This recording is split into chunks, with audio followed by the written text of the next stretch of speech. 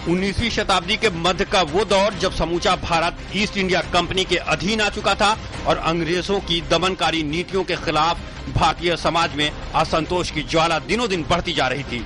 यही असंतोष 1857 की क्रांति के रूप में आया। अंग्रेजों के औपनिवेशिक नीतियों के खिलाफ 1857 में जिसकी आवाज सबसे पहले मुखर हुई, उस वीर का नाम था मंगल पांडे। मंगल पांडे का जन्म 19 जुलाई 1827 को पूर्वी उत्तर प्रदेश के बलिया जिले में हुआ। वे बंगाल नेटिव इन्फेंट्री के 34वें रेजिमेंट के सिपाही थे।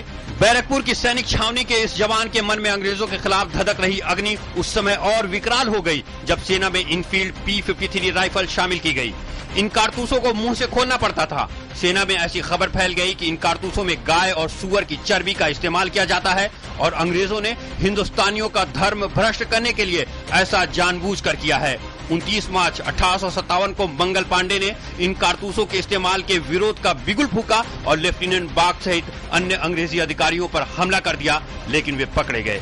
कोर्ट मार्शल में 6 अप्रैल 1857 को मंगल पांडे को फांसी देने के लिए 18 अप्रैल की तारीख तय की गई, लेकिन ये विद्रोह देश के अन्य हिस्सों में न फैल जाए, इसलिए आनन फानन में मंगल पांडे को 8 अप्रैल को ही फांसी दे दी गई। ये खबर देश भर की सैनिक छावनियों में जंगल में आग की तरह फैल गई और जगह जगह भारतीय सैनिकों ने बगावत का झंडा बुलंद कर दिया।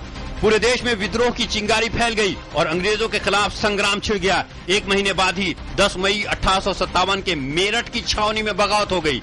देखते ही देखते ये विप्लव पूरे उत्तर भारत में फैल गया।